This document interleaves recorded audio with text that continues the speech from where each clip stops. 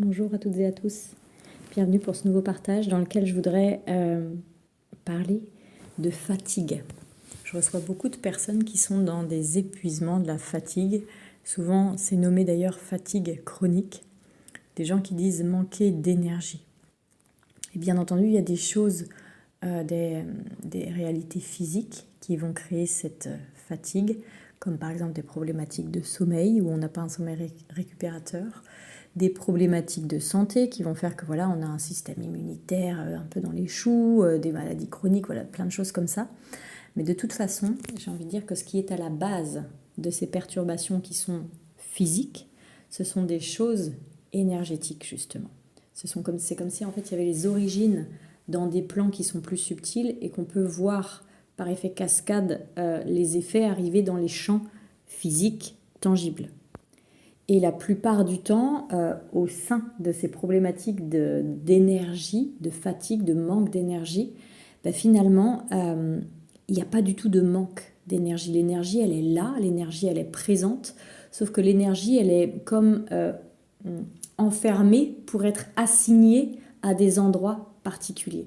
Un petit peu comme si, alors c'est pas exactement comme ça que ça se passe, mais pour donner une idée, un petit peu comme si par exemple vous aviez une réserve d'énergie, on va dire que vous avez 100% d'énergie comme tout le monde, sauf qu'il y a 50% de votre énergie qui va servir par exemple dans vos tensions, ces tensions physiques, pour les maintenir. Vous savez, quand vous avez des muscles qui sont tendus tout le temps, ça ne se fait pas tout seul en fait. C'est une énergie qui est là et qui fait cette tension, un petit peu comme si vous étiez en train de vous tendre vous-même, sauf que ce n'est pas une volonté. C'est vraiment une énergie qui vient tendre ici. Pourquoi ? Parce que c'est une habitude que vous avez prise, c'est une protection. Peut-être que l'endroit qui est tendu vient contenir une charge énergétique, une charge émotionnelle. Et donc du coup, il y a comme un genre de gardien tout autour pour être sûr qu'on ne va pas venir toucher cet endroit-là qui est sécurisé. Du coup, en fait, vous avez une charge énergétique qui est allouée pour maintenir cette charge qui, elle, est stagnante, alors qu'elle devrait être mise en mouvement. C'est-à-dire que cette ancienne émotion là que vous cherchez à contenir dans le corps, derrière une tension par exemple, c'est un endroit où l'énergie devrait circuler. Elle n'est pas circulée parce qu'elle est figée. Oups, attention, ce truc ça a été trop dur, ça nous a débordé, il faut qu'on se protège, tac tac tac. Donc ici il y a un endroit où tout est figé, ça fait comme une grosse densité. Donc déjà l'énergie ne peut pas circuler librement, il y a comme un barrage énergétique. Donc il y a déjà un manque à gagner. Mais il y a aussi en effet tout le tour de cette tension qui est comme gardée, comme s'il y avait des gardiens tout autour, des vigiles qui disent non vous rentrez pas, non vous rentrez pas, là genre c'est VIP ici, attention, on rentre pas. Sauf qu'en fait, à partir du moment où vous récupérez l'énergie de ces gardiens là, et que vous récupérez l'énergie de la tension qui a été cristallisée, vous vous rendez compte que l'énergie, vous la récupérez. Vous avez moins de fatigue, moins de manque d'énergie, moins de difficultés physiques qui vont induire de la perte énergétique ou de la fatigue, et ainsi de suite. Ensuite, à tous les endroits, là je parle de charge physique dans les tensions musculaires et tout ça, mais à tous les endroits, que ce soit au niveau physique, émotionnel, psychologique, je vais vous donner quelques exemples, à tous les endroits où il y a de la résistance, il y a une perte énergétique. Et donc forcément ça fatigue encore plus quand on avance en âge, parce qu'au début quand on est jeune, j'ai envie de dire, on arrive à faire avec, on planque tout ça là, sous la surface du conscient et puis on fait notre vie, puis on prend de l'énergie ailleurs, on la vole aux autres s'il faut, ou voilà on fait des choses et des machins dans tous les sens. Mais plus on avance en temps, plus on avance en âge, et plus finalement notre corps qui a été coupé de cette énergie vitale qui devait circuler partout pour le maintenir en sécurité, en vie je veux dire, en santé, du coup ce corps il est fatigué parce qu'il a manqué, on lui a pas donné, donc il y a des carences, patati patata, donc il tient moins et il y a encore plus de charge du coup à devoir tenir. Donc au bout d'un moment, plus on avance et moins on a d'énergie. Mais vous pouvez aussi trouver cette perte énergétique, comme je vous le disais, à d'autres endroits, notamment le plus connu, au sein des relations qui ne sont pas correctes et respectueuses de nos besoins. Ces relations dans lesquelles je vais par exemple rester pour une, entre guillemets, mauvaise raison. Par exemple, si je suis dans mon couple et que je ne suis plus en amour par mon conjoint, je suis plus en amour avec mon conjoint, je suis plus en adéquation avec...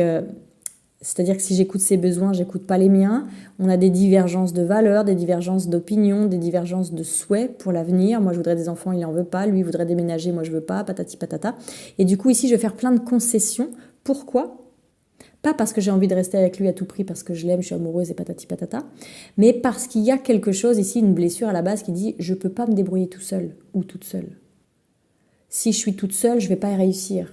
Si je suis tout seul, je vais dépérir. Bref, peu importe ce qu'est là. Et il ne s'agit pas de dire ah non, non, moi j'ai pas tout ça. Ce sont des choses qui, la plupart du temps, chez la plupart des personnes, sont des choses inconscientes. Ce pas des choses dont vous avez conscience, sauf si vous avez déjà commencé à faire ce chemin sur vous-même, où du coup vous commencez à comprendre un peu comment vous fonctionnez, vous voyez vos conditionnements, vous voyez vos croyances, vous voyez tout le monde qui va avec toutes ces choses-là, dans lequel vous avancez alors que vous aimeriez plutôt en sortir.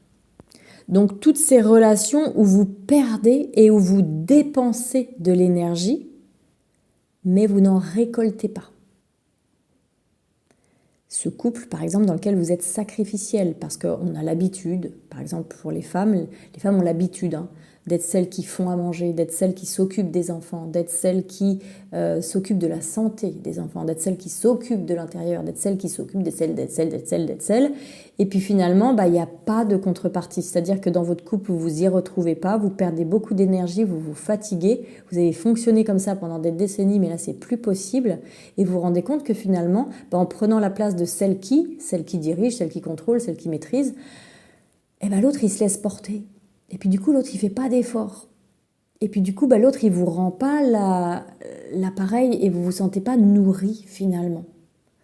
Et ça peut être dans votre couple, ça peut être au boulot, ça peut être avec vos enfants, ça peut être avec vos animaux, vos amis, vos clients, peu importe. C'est-à-dire que vous êtes dans une relation depuis un endroit de souffrance que vous n'aviez pas forcément vu, mais du coup qui vous fait fuir énergétiquement.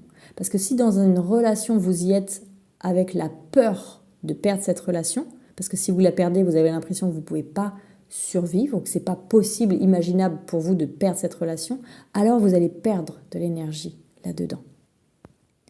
Forcément, en lien avec les relations et avec le fait de ne pas forcément vouloir regarder en face que peut-être il y a quelque chose à faire, c'est pas forcément se séparer d'ailleurs. Souvent, les personnes viennent me voir en me disant j'ai peur, je sais qu'il faudrait que je me sépare et en fait, je peux pas, j'ai peur. Mais il n'y a pas forcément besoin de se séparer. Parfois, oui, c'est ce qu'il y a à faire, mais parfois, c'est simplement venir poser sa vérité et de réussir à dire à l'autre, même si on a peur qu'il se fâche, même si on a peur qu'il parte, même si on a peur qu'il préfère quelqu'un d'autre à nous, si on n'est plus assez ceci ou trop cela, c'est de dire en fait, là, moi, je m'y retrouve plus en fait. Comment on fait? Donc en fait, ça va avec cette autre origine qui peut aussi nous faire perdre de l'énergie, c'est quand on doit prendre une décision, on le sait, mais on ne le fait jamais. Et que ce soit dans le couple ou n'importe où d'autre, ça peut être notre travail aussi, où on sent que c'est plus aligné, mais on a peur de ne pas avoir notre salaire, on a eu l'habitude d'avoir 3 000 € par mois, on a peur de se mettre en auto-entrepreneur alors qu'on a viscéralement envie, de devenir prof de danse par exemple, mais on a tellement peur de manquer d'argent que du coup on ne le fait pas. Mais du coup, on continue à se perdre, à se faire mal, à fuir énergétiquement aussi dans notre travail, parce qu'on n'arrive pas à se faire respecter, parce que c'est plus aligné, parce qu'on est sous l'emprise d'un chef, de ceci, de cela. Donc si on n'arrive pas ici à changer de travail, il faut au moins se dire, ok, je vais au moins venir faire entendre ma voix, comme dans mon couple, et dire, ok, jusqu'à présent, je me taisais, mais en fait, c'est plus d'accord pour moi. Vous ne pouvez pas me parler comme ça, ou alors vous ne pouvez pas me dire de faire ça, ça, ça et ça, alors que je suis payée comme si je faisais que ça. Donc c'est ici de pouvoir asseoir cette vérité, parce que si on ne le fait pas, on perd de l'énergie. Donc si derrière on est fatigué et qu'on n'a plus d'énergie, on ne peut pas se dire « oh là là, je dois avoir un problème, je ne sais pas ceci, je ne sais pas cela ». Non, c'est simplement qu'ici, il y a une décision qui est à prendre, on le sait, et cette décision, elle va nous permettre de fermer une porte qui est restée trop longtemps ouverte, porte par laquelle l'autre ou l'extérieur venait se servir. Et donc nous ponctionner notre énergie. Et on ne pourra pas dire c'est l'autre qui est mon vampire énergétique et qui me vole, parce qu'ici c'est vraiment une relation, une dynamique relationnelle. C'est moi qui lui permets, puisque je ne lui dis pas non, je ne lui dis pas stop. Alors peut-être qu'à la base en effet c'est pas de ma faute, parce que peut-être on m'a pas appris à dire non quand j'étais enfant, donc ok, mais à partir de maintenant que je suis adulte, que je suis responsable, j'ai le droit d'apprendre à le faire. À partir du moment où vous allouez, j'ai envie de dire, une proportion de votre énergie pour tenir ces espaces qui ne sont pas bons pour vous, mais forcément, vous n'aurez plus d'énergie pour faire les choses qui sont bonnes pour vous. Donc vous allez vous plaindre, ah, je m'occupe des enfants, j'ai le travail, j'ai ceci, j'ai pas la bonne santé, comment je peux faire maintenant pour faire ce qui est important pour moi, je voulais créer mon école de danse, je voulais ceci, je voulais cela. En fait, ici, vous pouvez rester, si vous voulez, à vous plaindre comme cela, mais vous pouvez aussi écouter cet audio et vous dire, nom de Dieu. En effet, il y a des endroits où je vais pouvoir récupérer cette énergie parce qu'elle est à moi. Et je vais aller la mettre au service de mes projets, de mes envies, de mes besoins. Et là, non seulement vous récupérez cette énergie qui du coup n'est plus là pour essayer de camoufler des vieux trucs du passé, là, vous libérez tout ça, donc vous récupérez de l'énergie. Et cette énergie va vous permettre de vous mettre en chemin vers les choses qui vont vous aider à vous renourrir encore plus d'énergie. Parce que vous récupérez cette énergie, vous allez pouvoir la mettre au service de, je sais pas, de votre projet. Et quand vous serez dans votre projet, ce sera tellement vivant, tellement bon, tellement goûteux là pour vous, que vous allez encore plus vous énergétiser. Donc finalement, en voyant ça, on peut aisément voir qu'on ne manque pas d'énergie. Il n'y a pas quelqu'un qui a eu moins de chance que l'autre et qui a été moins servi. C'est pas, tiens, j'arrive à table, c'est le premier qui est arrivé, il a les 3/4 du plat, puis moi, il me reste qu'un petit quart. J'ai pas eu de chance en fait. Non, on a tous la même énergie disponible. Et maintenant, à nous de voir comment la vie nous a distordus et nous a poussé quelque part à la distribuer pour garder des espaces cachés, pour pouvoir continuer d'être en relation à telles conditions, pour survivre en fait. Ce sont toujours des domaines en rapport à la survie. Survie dans le couple, survie avec l'autre, survie physique, survie émotionnelle, bref, peu importe, on est toujours ici sur la peur de manquer, donc je m'accroche un peu partout. Et ces choses-là sont autant de portes par lesquelles fuit cette fameuse énergie. Donc à quel endroit vous la mettez, votre énergie? Regardez, posez-vous 2 minutes et dites-vous à quel endroit je mets mon énergie. À quel endroit je fuis de mon énergie. À quel endroit je me sens obligée de donner, distribuer mon énergie. Et à quel endroit dans ces endroits-là, c'est plus raccord du tout. Et qu'est-ce que je peux faire? Quel est le premier pas que je peux faire pour arrêter cela? Le premier pas possible pour moi, s'il s'agit de dire non à mon employeur et d'aller lui dire va te faire foutre parce que là tu me harcèles, tu me mets sous ton emprise et c'est pas bon, évidemment, je vais peut-être pas réussir à faire du on-off, à passer de je me laisse complètement marcher dessus comme si j'étais un paillasson à j'arrive à taper du poing sur la table et rien à foutre si tu me licencies parce qu'il n'y a pas moyen que tu me parles comme ça. Peut-être que je peux déjà mettre en place un premier pas. Qu'est-ce que ce serait? Peut-être ce serait déjà de lui écrire un courrier. Et peut-être que je vais jamais le poster, mais au moins je vais avoir sorti tout ce qui est là, tout ce qui est présent en moi. Je vais pouvoir le faire sortir et le voir et me dire waouh, nom de Dieu, en effet, il va être temps que je règle ça. Et peut-être après, ça va être simplement de préparer une phrase que je pourrais dire qui me met pas trop en insécurité. Quand il va venir me dire tiens tel truc et que d'habitude je me tais et je dis oui d'accord machin. Qu'est-ce que je vais pouvoir dire? Peut-être je vais dire en fait d'habitude je vous dis oui et puis là en fait je me sens vraiment pas bien. Je suis pas raccord avec ça en fait. Puis voilà, si c'est trop confrontant pour vous, bon ok, qu'est-ce que je peux faire un peu moins confrontant, mais qui va quand même me permettre d'aller dans ce sens-là, pour refermer toutes ces portes où je fuis, où je fuis, où je fuis. Parce qu'il y a plein de situations qui ne sont pas des choses que je peux regarder à l'extérieur et qui sont complètement tellement évidentes que ça me saute aux yeux. Il y a plein de choses beaucoup plus subtiles, parce qu'en fait je fonctionne comme cela depuis le début de ma vie, donc je ne me rends même pas compte que c'est des choses que je pourrais changer. Ce sont comme des illusions dans lesquelles je suis, où j'ai l'impression qu'il n'y a que ça de possible.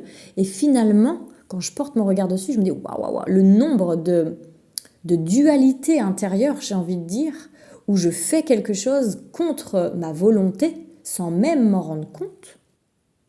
Là, il y a une perte d'énergie énorme. Et cette perte d'énergie, au bout d'un moment, elle vous amène dans des retranchements. Elle peut vous amener à un burn-out, ça on le connaît. Ça amène des dérèglements d'ordre physiologique, donc avec des dérèglements parfois hormonaux, endocriniens, au niveau de la santé, de façon générale, l'immunité qui se casse la figure, toutes ces choses-là. Ça peut créer des effondrements, comme quand on parle d'un effondrement autistique, par exemple. Ça peut créer des pétages de plomb où d'un coup je vais me mettre à hurler, j'en ai marre, machin, et puis tout le monde va prendre alors que ce ne sont pas forcément leur faute aux autres. Je pense notamment ici aux enfants, moi qui accompagne beaucoup les familles avec les enfants. Par exemple, quand vous voyez que vos enfants vous prennent de l'énergie, c'est pas qu'ils vous en prennent, c'est que eux ils viennent se brancher à vous de la façon dont vous les laissez se brancher à vous. Ils ont appris à se brancher à vous de la façon qui était OK pour vous. Donc ils viennent révéler comment vous vous laissez vous faire vous brancher dessus par l'extérieur. Donc si vous laissez tout faire à vos enfants, eux ils n'ont compris, ils n'ont connu que ça depuis le début de leur vie. C'est pas parce qu'à un moment donné vous en avez ras-le-bol et que vous voyez comment tout le monde est plugué à vous et comment vous laissez tout ça, que d'un coup si vous criez, ça va changer. Les enfants ils y sont pour rien. Ils viennent juste révéler la façon dont vous leur permettez de se brancher à vous. Si vous vous replacez et que vous leur réexpliquez les choses, ils vont devoir retrouver une autre façon dans la dynamique relationnelle. Et vous aussi, vous allez devoir retrouver une autre façon. Parce que souvent, on se plaint qu'eux sont trop dépendants de nous, ils sont toujours à nos basques, patati patata. Mais à quel endroit, nous, on a tellement ce besoin de se sentir celui ou celle qui est important, qui est un bon parent, qui sait tout, qui est utile toujours, tatati et tatata. C'est toujours une dynamique relationnelle. Donc ici, je peux être fatiguée à cause des enfants, mais c'est jamais à cause des enfants seulement. C'est à cause des enfants et à cause de comment je leur ai appris à se brancher à moi et du coup, comment je peux faire pour réajuster cette porte, pour ne plus fuir de mon énergie, pour ne plus me sacrifier. Et c'est formidable ce qu'on leur offre ici aux enfants en faisant ce chemin-là. Parce que du coup, on leur apprend à ne pas faire la même chose, pour ne pas qu'eux, ils aient eux-mêmes à faire ce même chemin quand ils vont avoir 20 ans, 30 ans, 40 ans, qui seront complètement usés, fatigués, qui ne sauront pas pourquoi, parce qu'eux aussi se laissent ponctionner, parce que c'est ce qu'on leur aura appris à faire. Donc ici, ça va être important quand on voit l'époque que l'on vit actuellement, où il y a énormément de personnes qui sont avec des souffrances comme celle-ci, de fatigue chronique, que ce soit aussi de la fibromyalgie ou toutes ces choses chroniques qui nous prennent nos jus et qui font qu'on est en perdition intérieure. C'est extrêmement important de venir agir là-dessus. À notre époque, on a accès à ça. Il y a 20 ans, 30 ans, 40, 60 ans de ça, on n'avait pas accès à ces choses-là. Donc quand on était fatigué, c'était comme ça. On avait une vie difficile, on avait dû travailler dur, on avait une maladie, patati patata. Aujourd'hui, on a accès à autre chose. Ça dit, ok, c'est pas seulement ça. La preuve étant qu'aujourd'hui, il y a des impasses de santé où la médecine ne sait pas quoi faire pour tous ces syndromes-là dans lesquels elle va aller cacher plein de choses. Tiens, il y a le syndrome de machin, c'est quand t'as ça, ça, ça et ça, mais en fait, on ne sait pas pourquoi c'est là, on ne sait pas comment sortir. Mais au moins, ça s'appelle le syndrome. Du coup, à l'heure actuelle, on est vraiment tous vraiment invités à aller voir ce qui se cache derrière ces syndromes, derrière ces fatigues, derrière ces pertes d'énergie. À quel endroit je fuis ? Et parfois, c'est très drôle. Je vais vous donner un exemple ici de quelqu'un qui m'a dit ça. Quelqu'un pour qui, en fait, on avait vu, on était parti en traduction de sagesse intérieure pour aller voir justement à quel endroit il fuyait, si je puis dire en ces termes-là. Et on était revenu à une blessure de type blessure d'abandon qu'il avait vécue quand il était tout petit, autour de sa naissance. Et qui était toujours active aujourd'hui. Et du coup, on va travailler sur cette blessure d'abandon, qu'il va du coup libérer petit à petit, en n'y croyant pas trop. C'est-à-dire, il y a des choses qui se passent, il a des sensations, il y a des trucs, mais c'est pas un truc genre mirobolant, magique, foudroyant, mystérieux, machin chose. Voilà, à force de venir, il y a des choses qui se libèrent. Et puis à un moment donné, il revient vers moi et me dit, Sabrina, en fait, tout le travail qu'on a fait, c'était sympa et en même temps, c'était complètement faux parce que j'ai compris ce qui me manquait en termes d'énergie. Ah, moi je lui dis, c'est bien. Qu'est-ce que c'est du coup ? Et il me disait, le problème était que je ne buvais pas assez d'eau. Je buvais presque pas. Quand je buvais, c'était du café. Je buvais pas d'eau. Et je mangeais très mal. Je mangeais toujours des raclettes. Je mangeais toujours des plats que ma mère me faisait. Ça, c'est super important en plus, ma mère. Ma mère me faisait. Je mangeais toujours des grosses tartines avec du fromage. Et du coup, ça m'a complètement usée. C'est-à-dire que ça m'a détruit l'intestin. Donc maintenant, je le sais, je suis allergique au lait de vache, je suis allergique au gluten, donc bref, il a fait tout son truc. Et je sais que ce sont mes carences, parce que je mangeais pas assez de fruits, de légumes, tout ça, qui m'ont fatiguée, en plus du fait que je me fatiguais l'intestin avec tout ce fromage, tous ces plats préparés, et que je ne buvais pas assez. Donc c'est à cause de ça que j'étais fatiguée. Et là, il était persuadé que du coup, tout le travail qu'on avait pu faire ensemble en amont n'avait absolument rien à voir avec ça. Et c'est là que j'ai rigolé, il me dit, mais pourquoi vous rigolez ? Et je lui dis, vous savez quoi ? Quand on a cette blessure d'abandon, notamment quand elle est en lien avec notre maman, autour du sevrage, où j'ai été séparée d'eux, qu'est-ce qui va se passer ? bah, je vais me couper de cette part de moi. Donc ici, il y a une ouverture, donc il y a une fuite, parce que c'est trop dur en fait. J'étais un petit bébé quand j'ai été sevrée trop brutalement à mon goût, tout ça. J'ai pas pu être accompagnée dans mes besoins émotionnels du moment. Donc comme c'est trop dur pour survivre, boum, j'ai pris ce bout de moi, dissociation, je le balance par-dessus bord et je continue à fonctionner en mode survie. Donc je suis coupée d'un bout de moi, ça c'est la tension qui va être là dans mon corps. Oup, cristallisation de l'émotion, donc il y a une énergie qui est allouée à cela, qui ne circulera plus. J'ai un formidable gardien qui va me faire perdre beaucoup d'énergie mais qui va protéger cet espace-là. Ça peut être n'importe lequel parce qu'on en a tous un différent. Mais ça peut être par exemple, bah tiens, moi je vais être celui qui sauve ma mère parce que si j'arrive à sauver ma mère, bah elle m'abandonnera plus parce que je lui serai tellement utile qu'elle ne pourra pas m'abandonner. Donc je vais sauver, il faut que je sache comment la sauver. Et donc là, le personnage se met en place. Celui qui sauve, celui qui sait, celui qui est très très très présent, très très très très à l'écoute, au début seulement pour sa mère, puis après pour tous les gens, parce qu'il n'arrive pas à sauver sa mère, donc il faut bien qu'il fasse la même chose avec d'autres.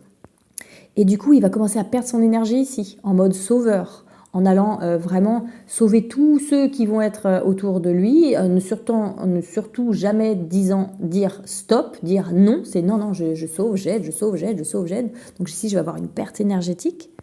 Et en plus de cela, pour m'anesthésier, je vais manger, je vais manger, je vais manger, parce que j'ai manqué de manger à l'époque. J'ai manqué dans ma blessure d'abandon. Ici, quand je me suis sentie abandonnée, c'était peut-être en rapport avec mon sevrage. Je n'ai plus eu accès à ce lait, à ce sein maternel, à cette nourriture affective dont j'avais besoin. Donc je vais compenser en mangeant des choses qui me font du bien, qui me remplissent souvent, on va dire. Et donc, pour m'anesthésier de cela, je vais manger toutes ces choses qu'il citait. Surtout le fromage, en plus, le fromage, les produits laitiers sont en rapport direct avec les blessures à la mère nourricière, la mère laitière, si je puis dire en ces termes. Et du coup, évidemment, ça vient créer des inflammations généralisées ou des choses comme ça, mais pas seulement parce que je mange quelque chose qui n'est pas bon, mais parce que je mange quelque chose depuis un endroit en moi qui est là pour s'anesthésier. Et puis peut-être que je ne vais pas m'hydrater correctement, boire correctement, parce que boire, ça fait circuler. Ça fait circuler les énergies, ça fait circuler les émotions. Les liquides, c'est les émotions en général. Donc moi, j'ai pas trop envie que ça circule, tout ça là. Je préfère garder tout ça un peu sous contrôle, donc je vais pas boire. Et donc forcément, si je bois pas, je suis pas en énergie.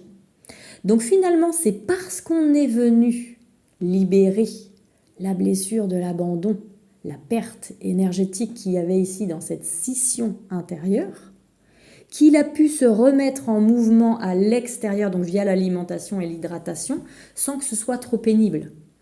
Parce qu'il avait déjà essayé de le faire, par le biais de certains régimes. Alors il y avait le régime cétogène, je ne sais plus quoi, il avait essayé plusieurs trucs là, pour essayer de retrouver la santé, il n'avait pas réussi. Et là, il a réussi à trouver comment bien manger, de façon équilibrée, mais qui ne soit pas frustrant émotionnellement, j'ai envie de dire non plus, comment bien s'hydrater, et tout ça a fait que derrière, il était en meilleure santé. Et il s'est dit, tu vois, Sabrina, le travail qu'on a fait ensemble, c'est pas ça du tout. C'est parce que je devais mieux manger. Et j'ai envie de dire, mais rien n'est séparé. Tout est intimement relié. Donc, à quel endroit vous savez que vous avez des décisions à prendre, des alignements à poser, des justesses à aligner que vous n'avez pas encore fait. Tous ces onglets sur l'ordinateur qui sont allumés en même temps, qui vous font vous disperser sans jamais rien refermer, c'est des fuites, c'est des endroits par lesquels vous fuyez. Donc moi, je vous invite à vous recentrer en vous posant et en vous disant à quel endroit, dans quelle relation, avec quelle décision, je suis encore en porte-à-faux. À quel endroit ça fuit, à quel endroit j'ai des pertes d'énergie et comment je peux récupérer ça pour moi. À bientôt.